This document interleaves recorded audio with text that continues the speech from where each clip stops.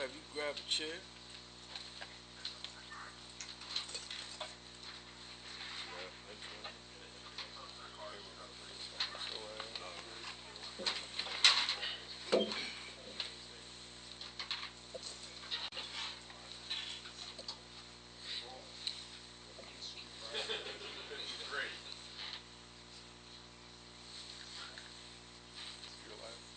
Relax. Yep, I'm gonna go do this one.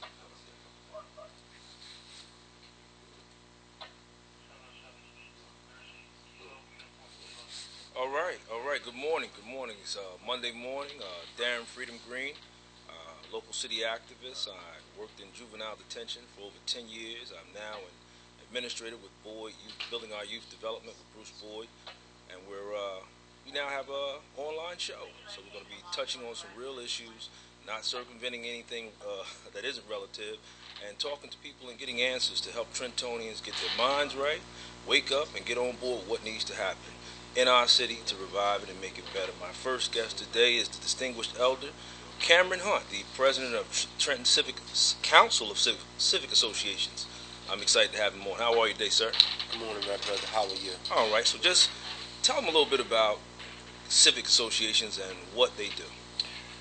Civic associations, what do they do?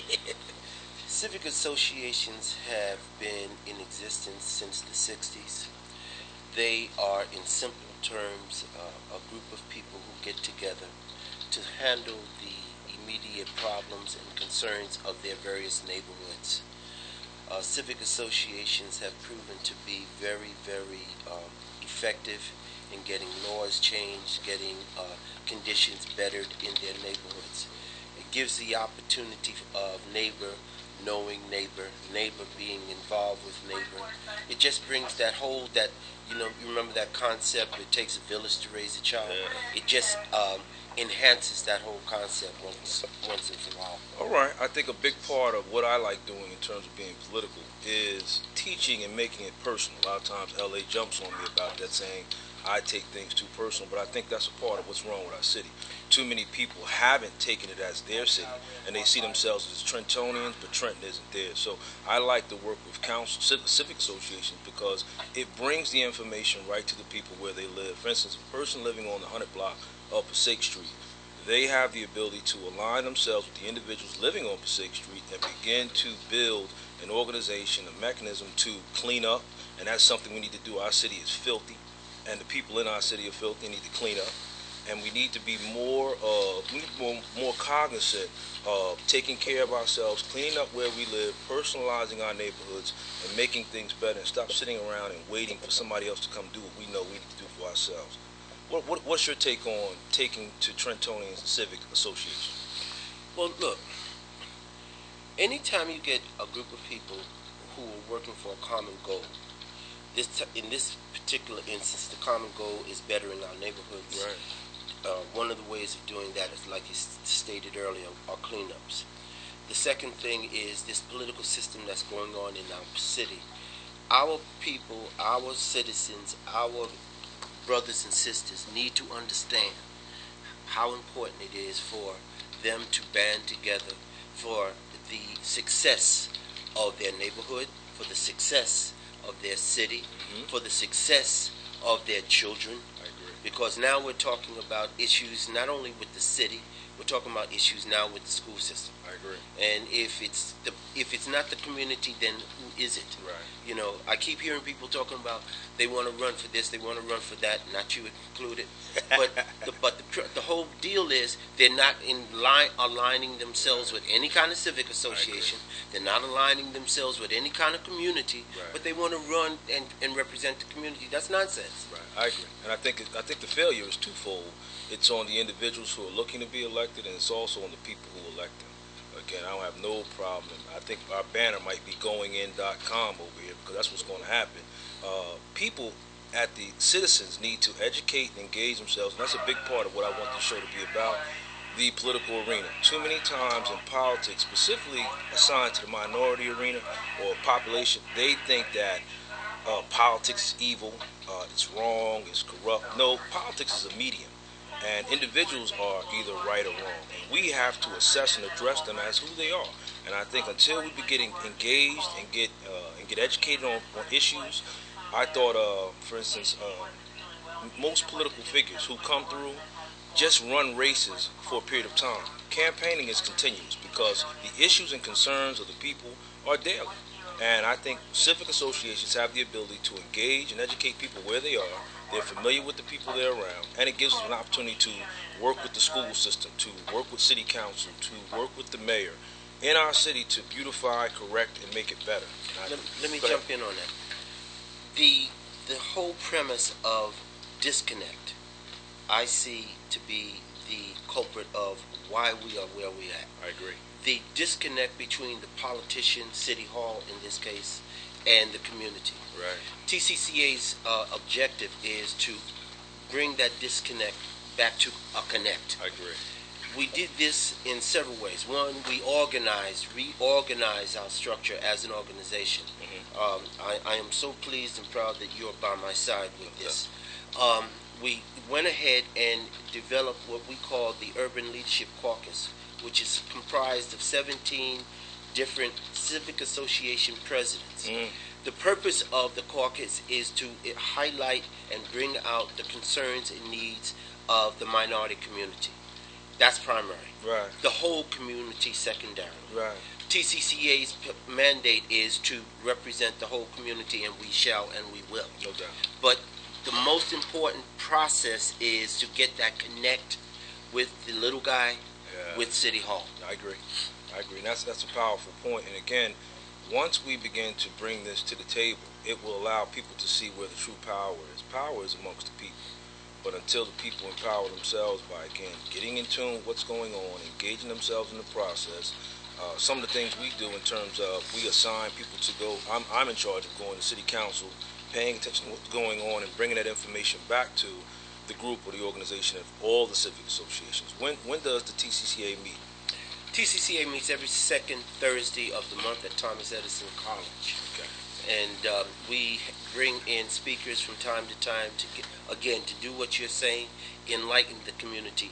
And in this particular case, what our purpose is at these meetings are to bring in the various presidents or leadership from the various civic associations, give them information. For example, we are on a series that we call the Leadership Training Series, in which we are giving information to presidents so they take it back to their individual communities and disseminate that information to the communities to help the community strive, to help the community be more motivated, to help the community to understand the importance and the significance of working with one another. Exactly. I think that's a powerful point.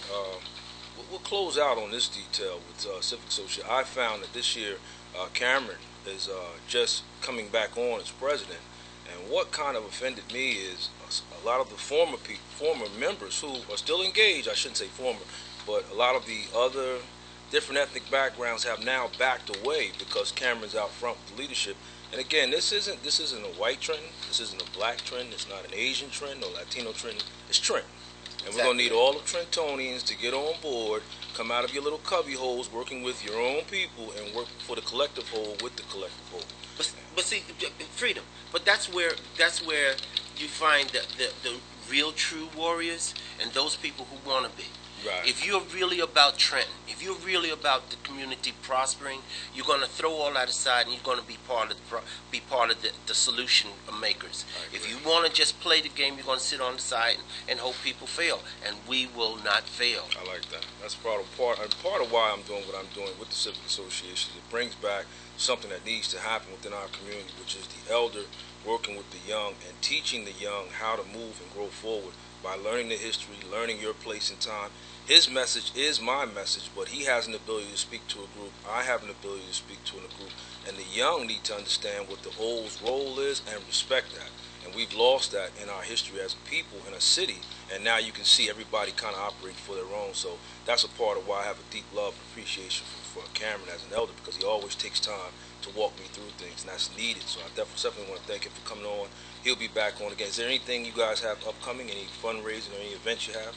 We're working with Trenton High School on two issues. Okay. One issue is the safe passage issue.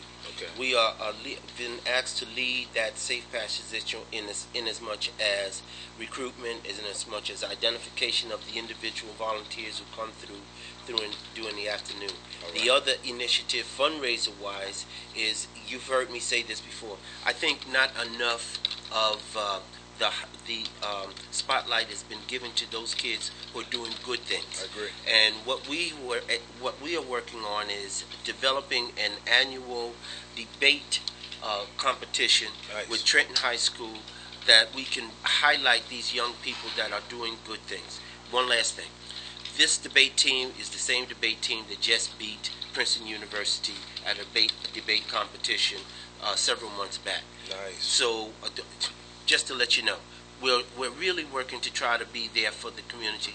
We're really working to try to be there for your babies, Yeah, I like our that. babies. That's right. So, anytime you want me back on, I'll be honored to come back. All right. So thanks for Cameron Hunt for coming on. Again, he's the president of Trenton Civic Council of Civic Associations, and we'll have him back on another occasion. Thank you so much, sir. Yeah, my pleasure. All right.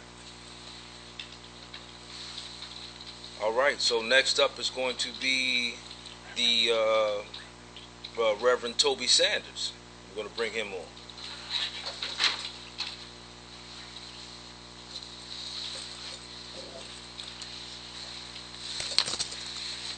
Good morning, Mr. Green. Good morning. Good morning. Good morning. Move over a little bit, Rev. You know about the love. I know you're a big guy. We got the Rev down here early this morning. Reverend Toby Sanders is a phenomenal pastor, friend, one of the distinguished members on the Trenton School Board. And what I love about him is he's personal.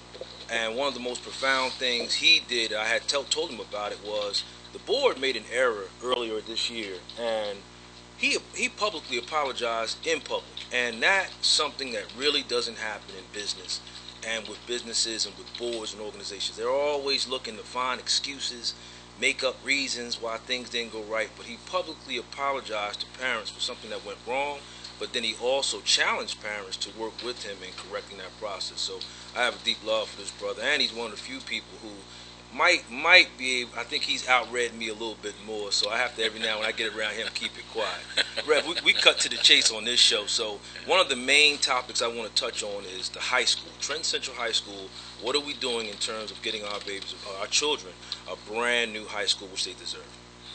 The high school situation has been complex for well over a decade now. Right now, we have been put on a list by the governor for the high school to be refurbished. Okay. The way the process works is you have two choices in upgrading the high school. Okay. The one choice is to refurbish the current building to try to make it as best as possible in its current system for the children and for the community. And then the second is to rebuild an entirely new high school. And for a good while, the community has been debating that and struggling with that notion. And the state basically defunded the decision that was made over a decade ago by the community to go in the direction of building a new high school. So now the governor has added Trenton to a list of about 20 schools, 20 projects Right. that are supposed to be done Okay. in the next couple of years. Okay. So I guess I want my show to be direct to the issues. What does the public need to do? Because a big part of my problem is the citizens of Trenton have failed these babies in terms of taking on the responsibility of making sure we get the best of the best. And that's part of why our children don't take education serious. We don't. So I think a part of it, like the historic community, they came in and had a big to-do about the high school being a historic relic or needed to be saved. Historically what? Dysfunctional? Historically crazy? Historically violent? We need a new high school up there. And I was really appalled by the historic community coming in and saying what they said when none of their babies go to the school. So they're not sitting in those conditions. They don't see the roof leaking. They don't see the erratic heat and all of the asbestos, the mold. What does citizens of Trenton need to do in terms of this process to help you make sure we get a high school? Whenever you have a complex problem, Mm-hmm. something that has seemed intractable and that you haven't been able to deal with, you have to have vision in order to address that problem and to solve it into perpetuity. I agree. So and I have a good board of people that I'm working with. I'm as proud to work with people like Jason Red and Sasa Montagna and the Mary Taylor Hayes, extraordinary board members. And we have tried to focus in on the vision that's going to help us accomplish all our projects, including the high school. Okay. So when you're asking me what can the citizens do, Right. that's the perfect question, because the people are the community. And so the first thing we're asking is that we trust each other, right? That we don't do all this infighting that seeks to undermine us. Right. Because the real deficit in Trenton is not money, it's trust. I So you agree. have all these groups, all these ethnicities, all these communities. Instead of focusing on one goal or a set of goals, they strive against one another, and people use that division between us They do. to forestall our advancement. They do. So as a board, we are trying to set an agenda by saying that we're going to be transparent, we're going to tell the people the truth, and we're going to be open, and we're going to take responsibility for things, because what we need most is to trust one another so we can move forward. The second thing that we are focusing on is accountability, and that is that teachers are accountable, principals are accountable, board members are accountable, superintendents are accountable, and we have a job to do. And if we don't get that job done, then we take responsibility for that. We correct. We evaluate everybody. Everybody in the school district this year is being evaluated. Teachers, principals, board members are They need it. self-evaluated. Right. They need it. So in order for there to be accountability, you have to have this goal and this standard. And then, right, here's where the public can help again. They should know what their children need to know, right? Every parent should know that my kid should be reading this in the 2nd grade, this in the 8th grade, this in the 12th grade. Every parent can help hold the school system accountable by making themselves accountable to the information that's out there. The third thing in this vision, after accountability and trust that we are focusing on like a laser beam, is the concept that everybody is a teacher. The janitors are teachers, the students are teachers, that we are teachers, right? So if everybody's a teacher, that means that parents are teachers. And so parents have this obligation to have their kids come to school more prepared to learn than they have been in the past. I agree. And then they have the authority to hold accountable when they pass that baton on to teachers and principals, right? So everybody is a teacher. And in order for everybody to be a teacher, everybody needs to be reading. Everybody needs to be helping the children strive. And every opportunity, when you go to the store, that's a chance to teach your children something. So these three things are the focus. And so when it comes to the high school, right, we're going to be transparent about the process. We're establishing a board to help the state oversee the process of the rehabilitation and restructure.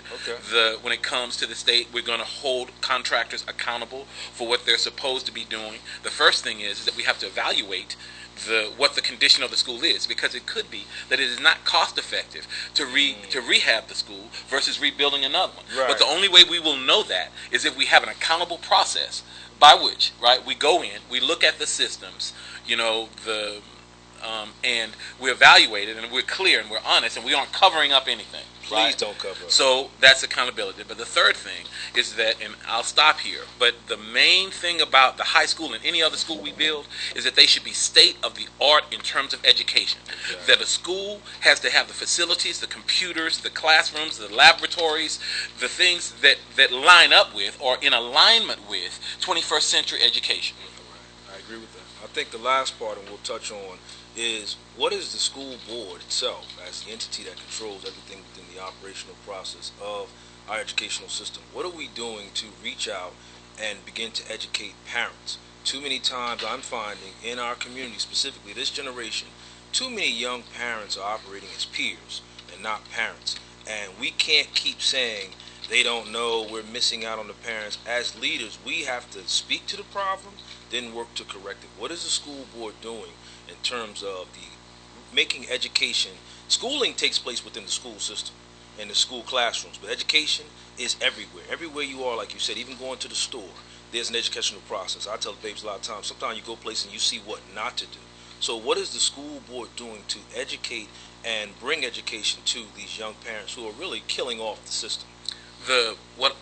What I want people to realize is that the school board is like an executive board that actually helps manage the superintendent, and that what we can do is great, but it's also limited. Right. And so what the school board is doing is making sure we have two obligations: to make sure that the superintendent does his job and to enforce the policies that we establish or have been written.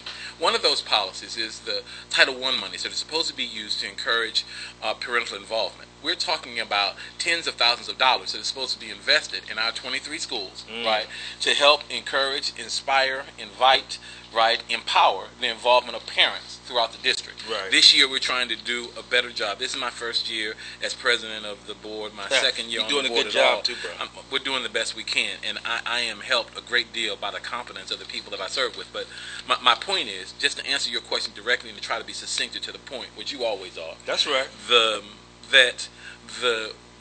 money that comes from the Title I expenditures that are supposed to be involved with parental involvement should be spent in that area and no other.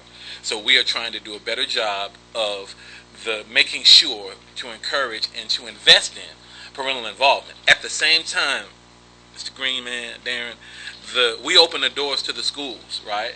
And parents have to come. That's right. Right? We have meetings, like for example, we're about to hire a new superintendent. Okay. We have established 4, right, citywide meetings. Okay. Open to parents and everybody. Okay. So the proof is in the pudding. We're establishing, we got them out to the schools, we've sent them out to the children, we put them out on radio and other things. Now, the parents need to show up so their voices can be heard. That's right. It's one thing to have the systems in place, and it's another thing to have the personal commitments to do what needs to be done. Okay, so for the meetings for the parents, are those, where can they find that information? They can find it out on the TrentonSchoolSystem.org website. That information is going out through their children for the next 2 days. Okay. Right? Every child is going to have a flyer Okay. that says these are the days when we're meeting in the different wards. Okay. 21st, 22nd, the 21st, that's tomorrow, and the next day we're meeting. Here's another thing. On the 23rd, the governor gives his speech tomorrow where he's going to set the budget. And we anticipate that he will be doing some cutting of urban districts broadly, right, to invest in suburban districts. As usual. Well, that's how we see it's going to happen. We have to, as a community, and Cameron understands this, and Tracy understands this, and you understand this, that we have as a community to first read and know exactly, the devil's in the details, right? So we have to read what the governor says he's going to do with the budget for the schools. Then we have to come and respond. On the 23rd, we are having a meeting called Where Do We Go From Here, right? Dr. King. That's right. Where do we go from here? And it's about urban education discussion. And the districts like Newark and Camden are going to be represented in this conversation. And we have invited the whole community to come and hear and ask questions and engage so that we can respond directly to whatever the governor says tomorrow, which we are anticipating that it is not going to be in the best interest in a deep way of our children. Okay, so I'll certainly post that information on my Facebook. The 23rd, where do we go from here? All right. The 23rd, 471 Parkway and Parkside, that's where our congregation is, right there on the corner of Parkway and Parkside at the edge of Trenton. Okay. Where do we go from here? And it's from 7 o'clock to 9 o'clock. We're going to have an incredible discussion about education and urban education specifically. And we have invited all our partners, teachers, unions, blacks, Hispanics, whites, everyone, right? The Save Our Schools, Julia Rubin, they've been invited, and they're going to be able to ask some questions. It's going to be a great conversation. But, you got to show up. No, that's right. To participate, you got to be present. That's right, and that's why part of what I'm doing with this show is to put things on the front burner so we stop playing as if we don't know our cities in a state of crisis. Right. And I think too many people come on and they talk around the issues. I'm going right for the jugular. If you don't act like and know like and move like you're in a state of crisis, then you won't deal with the issue as such. So I think the last part of what I want to ask is there is certainly an issue on the table in regards to books, curriculum, and teachers. What are we doing to correct that process? Again, we're not talking around anything. If we expect our children to have the desire to be excellent, the desire to move forward, the desire to excel and be great, they have to have the tools necessary to do that. And if they're coming into classes and they don't have teachers, they don't have curriculum, they don't have books at this junction, what are we saying to them as individuals like, you're substandard, you're not qualified, you're not prepared, and that destroys their self-esteem. And I'm saying to you, I'll let somebody run me over in the car before I allow these babies to feel anything other than what they are, which is excellence. So what are we doing to correct that problem in terms of the curriculum, the books, and the teachers in our school system? we can't compress the answers to these questions, and it's just, that's a heavy one, and I appreciate that. But my bent is to just be honest and direct, right? So the first thing about books is that we can get caught up on books, but the reality is that what we need is basically to go to digital format in terms of disseminating information. Okay. So a part of what you see us in the middle of, and a part of the reason why there's some confusion about whether books are here and whether books are there, is that we're trying to go to the digital presentation of information to our children. Okay. We need computers in our classroom. We do. And so we have increased the amount of computers, and we're trying to get, these things. We're trying to get iPads and what books in the hands of our kids, because that is the wave of the future. No doubt. So the question is where the books are. The question is where's the information. But before we get to the iPad and the MacBooks and all this other stuff, we have to make sure that our children have what they need. That's right. And in 98% of the case, we are there.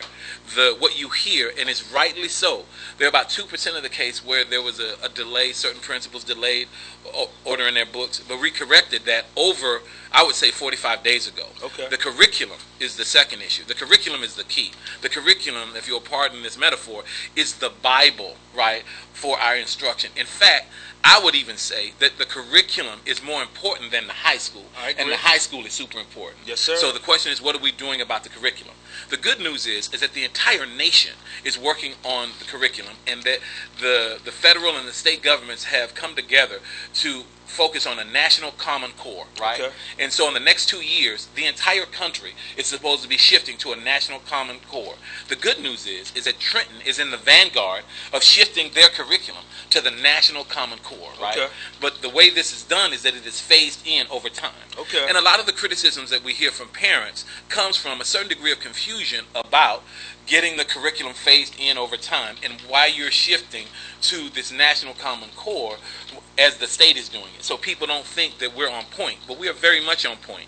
That is, that you're supposed to have sections of that curriculum done over the next 3 years so that by 2014, everybody in the nation has these high standards for curriculum, and we are going to be there, right? Now, I don't know, I serve at the discretion of the mayor and for the community. But for the next year and a half that I have, most of my energy is going to be directed at getting that curriculum right. And so, yes, we haven't done everything right, but I would honestly say I would grade us out an A, right? Okay. But it's not. My mom was, the goal is 100. That's right. You see what I'm saying? A 91 isn't good one. 99 and a half won't do. 99 and a half. Thought I didn't do. know about that. There you go. There you go. There you go. That's right. So what I'm saying is, although we are making an A in certain ways, we need an A+. I agree. So I'll just stop there. I'll close on this note. I think from the board's perspective, one of the biggest problems is the previous mayor and the mayor now and the city council have never made education priority number one. And if you're talking about any kind of revitalization of a city, that has to be the number one priority, because again, the failed, the uneducated, unemployed, mostly gang-affiliated population that is destroying the core fiber of this city are products of a failed educational process. So I'm saying to you, moving forward in my political work, education has to be job number one. Anybody who doesn't and hasn't committed their life to educating our young people won't be around, and when they come on here, we're going to go right for the jugular and get them out of here. It's time to get the garbage out and bring in the fine-tuned process of educating minds, which transforms lives, which touches communities, which elevates cities. I want to thank Reverend Toby Sanders for coming on. He's a distinguished elder in our community on the Board of Education, educating minds. And his thing we're leaving off is, parents, wake up and get involved in the process of educating your children. It is not somebody else's responsibility, it's yours. As long as you allocate power to somebody else, it won't get done. Thank you, sir, for coming on. Thank you. And we'll be talking soon. I wish the best to you. Thank you. All right, so we're winding on up the process, and you know who's getting ready to come on now, so I'm trying to catch my blood pressure so I don't get a little more amped up than normal. I'm going to bring on big brother Tracy Side Effects, local. You know who he is, and it's certainly going to be an exciting conversation. Sit on down, big bro. Good morning. Good morning. How are you? So we're going to get right to the case. How is everything, and how are you? Well, I'm doing just fine, Darren. As you know, we just recently got our book on the street a couple of weeks ago. All right. We've been crisscrossing the state on radio To the stations. boardroom. Yes, sir. And on the, we just basically just just dropping this book, trying to show everybody the blueprint on what's it about and how you take yourself mentally and physically from the block to the boardroom. Can everybody see that? All right. So we're going to be picking that up. So again, Tracy's book is coming. It's already out now, but our book signing is the 24th and 25th of this month at the Marriott. And I really want to get into it, Big Brother. This book is your autobiography and your life story, but it's pretty much a blueprint for success. And what he has put together here, written by the beautiful Dietrich Goss, is a blueprint for individuals who are looking to become entrepreneurs and who are looking to define and work on their personal skill sets and learn the science on how to network, market, and move themselves forward in life. What made you want to write this book? Well, you know, I've always, probably for the past 8 years, probably since as early as 2003, 2004, I've started writing down a lot of notes and just, you know, looking back on my life and how I grew up and where I've come from and look to where I am today. And just started jotting down the notes, man. And, you know, I've always said that I wanted to do this book, but I needed a little push. And you know what happened in 2010? I had, you know, experience with cancer in 2010, and I was diagnosed 2 days before Christmas that I had cancer, and I had to have surgery in 90 days. Right. And pretty much at that time, you know, even though my faith is strong, I had no doubt in my mind I was going to be okay. But I needed to fast track that book. So I was diagnosed in December. We signed a contract to do the book in February, and had the surgery in March. And then, you know, the couple of months that I was home recouping, we started putting the book together. And, you know, that's how it became, you know, my work and Dietrich's work for the past year. And we put a lot of effort, a lot of time, a lot of thought into this book. I've probably read this book over 12 times already. Yeah, I mean, I really believe that we put something together that would inspire our people and anybody, you know. Right. You know, reentry and ex-offenders and dealing with the correctional facility is not a unique problem to African Americans. No. It's a universal problem. It is. You know, Hispanics are being locked up, whites are being locked up, blacks are being locked up, and eventually they're coming home. You know, everybody's not going to stay locked up forever, but my whole thing with putting this book together was to talk, number one, about reentry, and number two, about how do we get back to owning businesses in our community again. Right. I think that's a good storyline. And again, I was reading and been doing some heavy research because, again, we're doing the book shows, and it's always good when people see you and talk to you that you're informed about what you're talking about. And I think a part of Jersey's budget itself was like, I think maybe last year was almost an allocation of almost $1 billion in terms of public safety and corrections and dealing with that specific population. And again, that's who's tearing up this city and most cities across the country. It is the uneducated, unemployed, oftentimes gang-affiliated individual who's come home and cannot get an opportunity to produce or prepare himself to be viable and productive again. So again, this is directly in contrast to what I was saying to L.A. Parker. We don't change the street sign.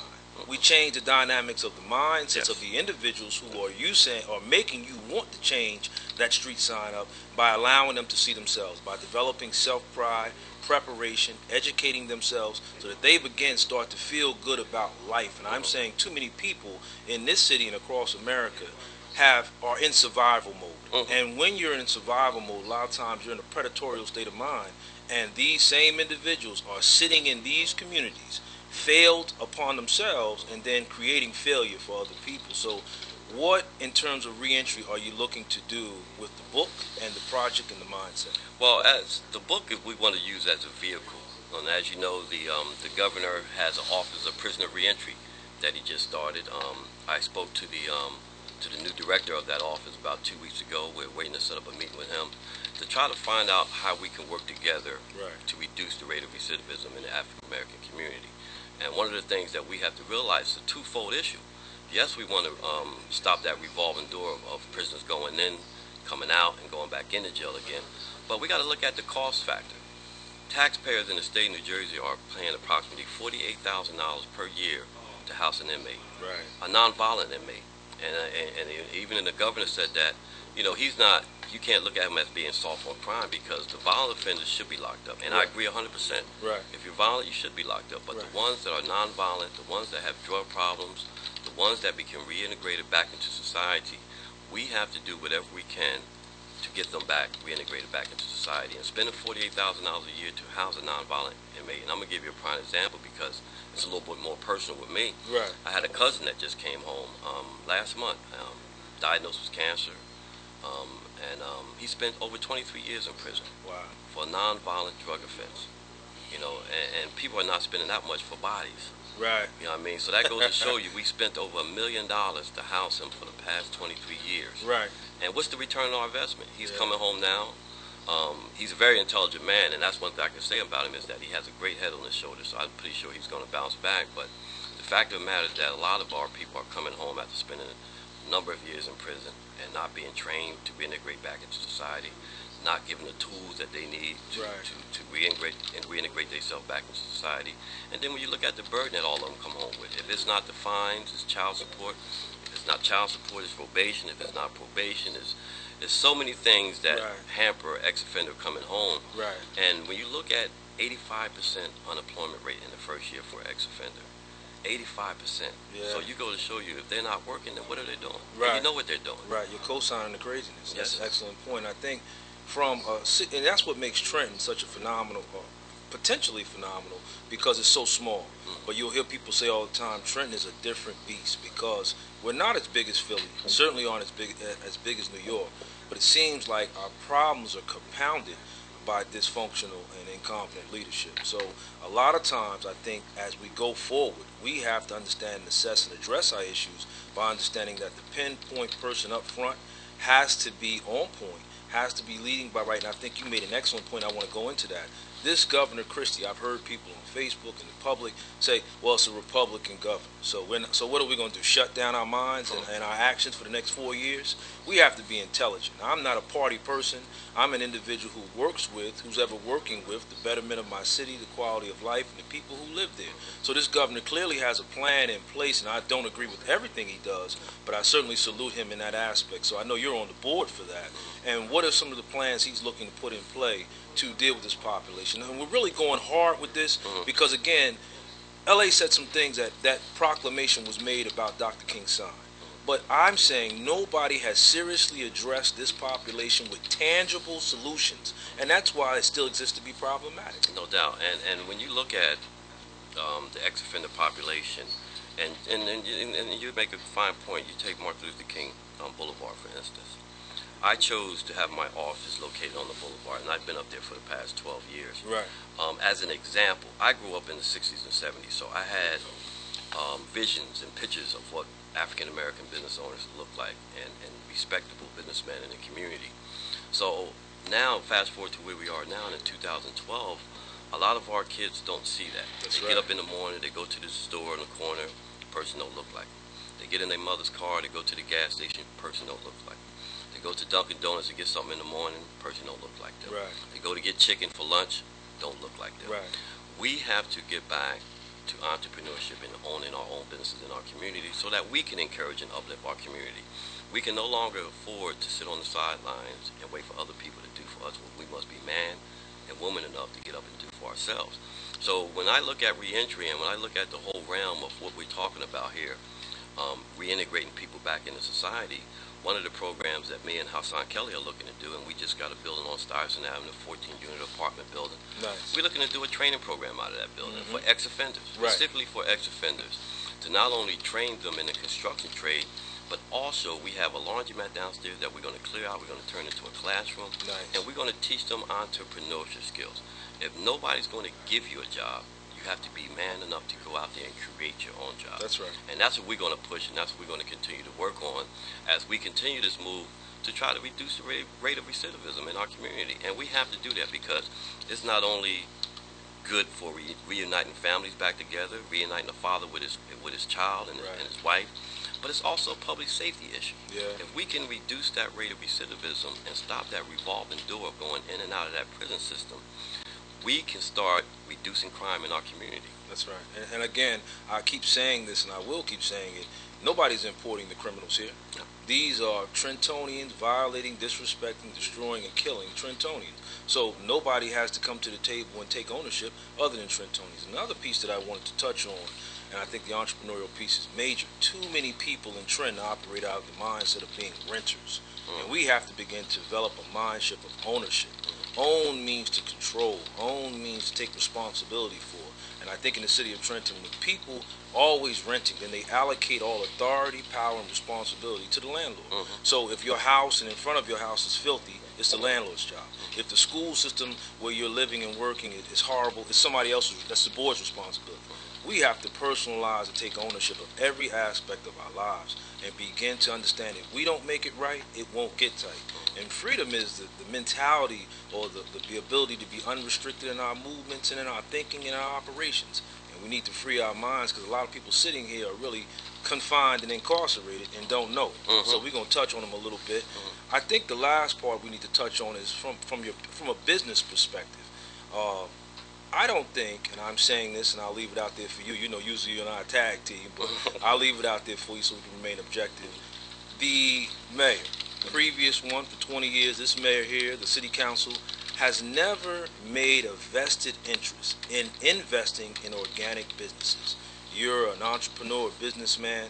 What has been the most problematic issue for you in terms of working with the city, its leadership, administration, and making your business go forward and other businesses here go forward? Well, I think, you know, and me and you talk about this quite often.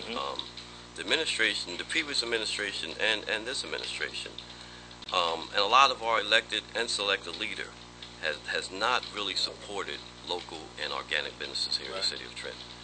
You can look at the downtown area and speak specifically to that. They just had a raise in the business license for the downtown area. Some businesses' fees went up 600%, and you can't raise fees on a business, as a local business, 600% and expect that person to survive and to stay in business. Now, if you look at, you know, the previous administration, you know, we have here located in the city of Trenton 2 Chamber of Commerce right now. You have the Mercer County Chamber of Commerce, which is located and moved out to Hamilton, and then you had the African American Chamber of Commerce of New Jersey, run by John Harmon. And when you have a business organization, and that's what that is, it's a business organization, you have to wrap your arms. Normally the business organizations has a relationship with the administration. I mean, it's twofold. You cannot get one without the other. That's right. And when you look at the relationship that this administration has, the relationship with the previous administration had, disgrace. It's a total disconnect between the business community and the administration. And I'm going to give you a prime example. When you had the Jehovah's Witnesses come here to the city, hold their convention here, they was talking about bringing in $6 million worth of revenue. You know, they're looking for, you know, $10,000 and some police officers to make sure that they're safe. As you see, they're coming anyway. You know, whether the mayor worked with them or whether the councilman and his wife worked with them, they're coming anyway. But what's so sad about this situation is that, you know, and our councilman has said it at the meeting that, you know, they reached out to the Mercer Chamber of Commerce. The Mercer Chamber of Commerce turned them down. His wife started the business in order to coalesce and bring that group to the city of Trenton. Not once did they reach out to the African American Chamber of Commerce and find out which way that he can work with them to bring this convention to here. So that goes to show you right there that there's a total disconnect between the administration, council, and organic businesses that are located right here in the city. You know, his office is on West State Street, 3 blocks down from East State Street. So that disconnect seems like it's miles away, but it's only blocks away. And we have to find a way that we can coalesce the businesses, because it's a win-win for everybody. It is. When my business flourish, I hire local. When other businesses in the city of Trenton flourish, they hire local. And it's the same thing, and I use this example when I was speaking with the previous administration. We did a project on West Trenton, 2 historical houses we completely rehabbed from the bottom up. And we documented every cent that we spent on those projects. It was 85% local minority contractors, 90% local material. The guys that worked on the job used the restaurants and the stores down the street. So it was a win-win for everybody. So that money not only stayed here in the city, it went around a couple of times before it left out of the city. So those things right there, that's how you really build a city, and that's how you build an economic engine to make it work for everybody. And it's a win-win situation for everybody. We have a question from the audience, and I'm going to put the question right there. Do you mind answering that? Yeah, I'll answer with the same way I've answered, and I've heard this question plenty of times before. I have a job. I have a couple of jobs that I'm happy with and very love what I'm doing. I just had a new book out, so running for mayor is definitely not in my foreseeable future. Only thing that I'm interested is having the right mayor in the right position doing the right thing. That's the only thing that I'm interested in. A lot of people think that, you know, when you out here and you speaking out and you trying to unite people, or you seeing wrong when wrong is being done, that it must be a hidden agenda, and that's what we need to get off of. Right. I do what I do because I love the city of Trenton. It has nothing to do with anything about me running for mayor. It has nothing to do with me running for council or any elected office. I love the city of Trenton, and I'm going to do whatever I can to make sure that that person that's in that seat feels the same way that I feel about this city. No doubt. And I think a lot of times that is the stigma attached to mostly just minority communities. Whenever we've been programmed to fail. So a lot of times when you speak truth and you speak and address people and you're demanding accountability and responsibility and competency from people who you've elected, and then you're wrong. You're painted as this picture, you know, you're hating, and only in our community. So that's a large part of why I'm happy about this show, because we're going to address those issues. If you're not doing the job, if you're not leading by example, if you're not producing in business, Reverend Toby will tell you, Tracy Syfax will tell you, in business, you're no longer in business. But you had a mayor who sat here for 20 years and destroyed the downtown area. It's still not viable. You have businesses down there who've never been involved in the process.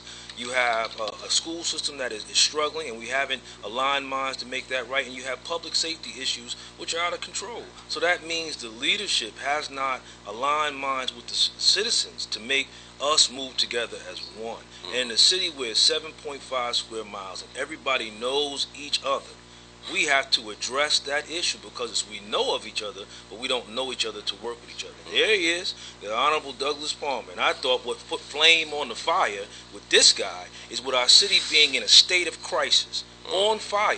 He publicly announced he was moving over to Pennsylvania. But he said he could still see Trenton from there. Yeah, he can still see it, but I can see that he's a disgrace, and I'm tired of people worshiping him. And every chance I get in front of a mic, it's gonna be going in. Who did he produce? I'm actually saying he's the reason why this mayor is the way he is. I don't have no problem saying it, and nobody gonna do nothing about it. I'm saying leadership has to be developed. I was in front of Dr. Umar Johnson last night. He kept saying we keep wishing and hoping and wanting to develop leadership. Leadership has to be taught, has to be nurtured, has to be developed in individuals, and you have to shape and mold them. Look at the political arena now. Who's shaping anybody to come behind them on any level? So what are you expecting in terms of the young who are certainly out here and hungry and starving and looking to help and assist, but you're never allowed on the playing field? And then the city suffers because these young people are looking to be a part of the process, and then you say to them, well, what are you going to do years from now? What did you say? How did you engage yourself and get involved? Well, you won't let me in. So yeah, and that's one of the problems that we have in the city. And you mentioned the fact that, you know, the city is 7.5 square miles. It's a small little town with big major city problems. And I think one of the main problems is that, you know, we have some kind of way of labeling people. Right. You know what I mean? As you know, I supported the recall 100%. It was nothing personal against Mayor Mack. And you know, one thing about me, every time I see Mayor Mack, I speak to him. I'm very respectful of him and his position that he's in. And as you know, me and him serve on the board of the Capital City Redevelopment Authority. And, you know, and I'm going to try to work with the mayor any way that I can, even though I disagree with probably 80% of the things he do. The 20% that I do agree on is the 20% that I will try to work with him on. Right. But one of the things that we have to get off is the fact that, you know, when I speak out, you speak out against wrong, when we see wrong is being done, we're labeled haters. Right. You know what I mean? You guys, you're undermining. I heard somebody call it Willie Lynch. Somebody said Willie Lynch. Oh, the Willie Lynch syndrome. But, you know, when you look at the governor in Wisconsin being recalled, ain't too many black folks out in Wisconsin. Right. You know what I mean? White folks recalling a white governor. Do we say that they were hating on that white governor? No. Being responsible. They're being responsible. They're not hating on him. They're hating his policies. Right. And they're going to do whatever they can to correct that. And that's what we have to do. It has nothing to do with hating on somebody or supporting somebody because that's my brother. I'll support anybody, black, white, Puerto Rican, orange, or purple, if they're doing the right thing. That's right. It doesn't matter. We want what's best for the city of Trenton, and that's all my concern is. I built my house here, my office is here, I'm raising my family here. this is my city, and I'm going to make sure that we do whatever we can to make it successful. And I'm going to give him a chance because I know he's tuned in, because every time he speaks, he always let me know he's tuning in to what I'm doing, because I definitely come for this guy's juggler. We're going to be looking to see if that plumbing inspector is in place, because the city is losing millions of dollars behind the revenue that is being lost behind that. And again, this is what we're talking about. Just mismanaged incompetency in terms of your organizational skills. Again, coming into office and removing all the skilled and experienced personnel, and as a novice mayor, you not knowing the road or path that you're on, how do you remove the people who've been down that path? That can be seen as being only three things: blind, deaf, and dumb. Wow. So again, we're going to talk about it, and then we're going to address these issues. So it would be interesting to see, or would behoove him, before I get to that mic in city council, to have that plumbing inspector in place. He should have never removed the previous one. Yeah. Because again, in a city of this magnitude, I'm saying, and putting it out there front, what happens again when the island floods? What are you going to do then? You had committed city inspectors who were in place and went above and beyond. You worked hours upon hours, and we were out there to the island helping with the flooding and all of that. What do you do when that floods again and you have to go above and beyond? Cleveland Thompson, who is a skilled director in terms of being inspection, said we cannot use a third-party company because it will cost us triple the amount of money, and they won't do and provide the service Trenton needs as a city. So again, that is part of why Trentonians need to get involved and educated in the process. Inspections makes millions. Yes. So when you sit around and deny work to be being done, it's a disservice to the citizens, but it also is revenue being lost. And so that we're clear on this, when you don't generate revenue, there are two things that will happen. Your taxes will go up, or you will have a reduction in service, which is layoffs. When you go down to City Hall and it's like a toy store where nobody's the boss, then you don't want any more reduction in services. So what have you heard in regards to the inspections and the plumbing inspector? Well, this is the issue that's been, we've been dancing around for a few weeks now. You didn't say dancing. Oh, yeah. The mayor came to the city council, spoke, and said that, a part-time plumber was, selected and would be starting real soon. Next day we read in the paper, DCA said they don't know anything about an inspector. As you know, all the hiree has to go through there first. But, that goes to show you that, the disconnect between what we have now and what we used to have. And when you look at plumbing inspection and all the inspection departments, Cleveland Thomas stated this, and I remember this a few months back. Yep. If we hire and we privatize plumbing, we're going to lose money. And yet we still did it, and now we're losing money. Right. Here we are trying to hire a part-time plumber from Edison. When the island floods, it's like you said, when the island floods, he's not going to come from Edison. From Edison? How's he going to get here? Yeah, so, that goes to show you right there that one thing that we have to realize is that Trenton administration and the city of Trenton is a business. It has to be run like a business. You have the president and the CEO, which is our mayor. You have the board, which is the council. And you have the citizens, which are the taxpayers. Right. And the customers. And we paying into this system, and we're paying dearly. I pay close to $15,000 a year in taxes just for one of my houses. Right. And not including all the other ones. But the fact of the matter is that we're paying into this system. And I expect to get a return on my investment. And right now, I have thousands of dollars being held up right now on a plumbing job that I can't collect, that I can't, put in the heating system for this lady, because of the fact that we don't have a plumbing inspector. And it's a crisis. I spoke in front of council 2 weeks ago, just informed them that this is not some minor. This is major. No, when major. You cannot get a plumbing inspection, you cannot get if your toilet is backed up, you can't get it fixed. If your heating system goes out, you can't get a heating system put in.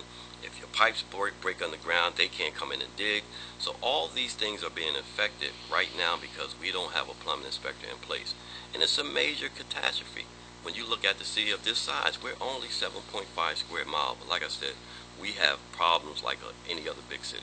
Right, but it all sparks and starts from leadership. And again, just to touch on the last part, in terms of parking inspections, you can park anywhere in the city of Trenton and nothing happens. So again, inspections from that aspect brings in revenue. And we need to have organization, need to have leadership, need to have accountability, and these are the norms. It seems like now it's become abnormal to ask for the norm. So we need to correct that. So in terms of putting pieces in play in regards to this mayor and this council and the citizens, This show is going to be a wake-up call to deal with relative issues about real people doing real things, and we're going to chin check anybody. And the main people are going to be the citizens, because you're asleep at the wheel. Like now, every time you and I go somewhere, I should have signed that recall thing. You should wake up. You should get yourself involved. Can we start it up again? Can we start it up again? No, we can start up by you being engaged and involved. And again, you should be coming to the Board of Education meetings. You should be coming to the City Council meetings. The job of citizens is to work with the elected officials to build and produce a better quality of life. And if you're living in hell, it's because it's the hell you've allowed to be created. So it's something we need to correct, and that's what we're going to be a part of. I don't need to tell you what I'm running for. I'm running for a better quality of life. And as we move forward, my work and the work that we do as a collective whole will speak for itself, and the people will put me where I need to be. I don't need to campaign for nothing. Lady told me years ago, our issues are daily, Freedom, so don't never leave the stage. That's why you see me everywhere and you see them never there. So that's what it's going to be about. So again, in closing, Big Bro, anything you want to say to Trentonians and the struggle continues? No, the struggle continues, and it's ongoing, but we have to have, in the words of Obama, a fierce sense of urgency right now. I agree. With the educational system the way it is, economic development the way it is, we have to wake up, and we're going to continue to be out here, continue to work into the community along with you, along with other like-minded individuals, and try to make it better for everybody. But just want to say, from the block to the boardroom this Friday, 5 to 10 p.m. at the Marriott, and from 1 to 6 on Saturday, we will be signing books, and we'll be talking about how we can make this thing better. All right. So again, tune in to see me every Monday from 8 to 9 on Trentonian.com. And we're going to be live here. We're going to be dealing with issues. Give me a call or reach out to me on Facebook if you want to come on the show. Again, be prepared to have your jugular tested when you come on here, because we're not going to talk cute about it. We have to wake this city up, wake the citizens up, and begin to rebuild the city we live and love in. Thank you.